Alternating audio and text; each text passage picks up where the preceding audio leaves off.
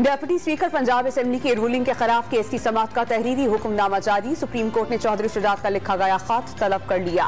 फरीकैन को जवाब जमा कराने के लिए वक्त देते हैं। डेप्यूटी स्पीकर के वकील को तमाम मुताल्लिका रिकॉर्ड पेश करने का हुक्म।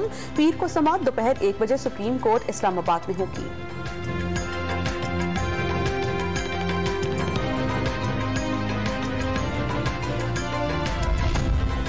इलेक्शन वक्त पर होंगे, लेकिन अगर पहले भी हों तो इसका फैसला सियासतदान ही करेंगे। ख्वाजा साद रफीक का 2 टोक ऐलान। इमरान खान पर इदारों को दबाव में लाने की कोशिश का इल्जाम। लिबर्टी चौक लाहौर में कारकुनान से खिताब में पार्लियामेंट को सुप्रीम इदारा करार दे दिया।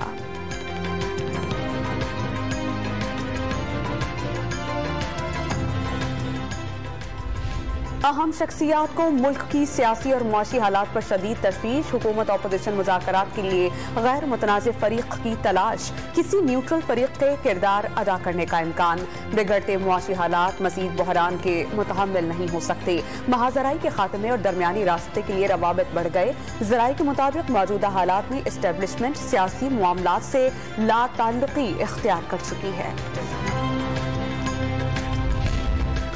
वज़ीर दाखिला पंजाब का इमरान खान पर फराह खान को बैरून मुल्क फरार कराने का इल्जाम। चेयरमैन PTI को गिरफ्तार करने का आज़्म जाहिर कर दिया। इमरान खान को मर्जी के फैसलों की आदत पड़ गई। अताउल्लाह तारा का तंज। नून लीग और PTI के लिए अलग अलग कानून होने का शिकवा कर दिया।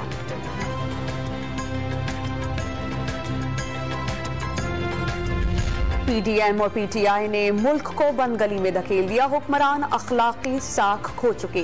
झूठ पर मबनी सियासत बुरी तरह एक्सपोज हो गई। सिराजुल हक का मौजूदा और साबिका हुक्मरानों से कौम से मुआफी मांगने का मुतालबा।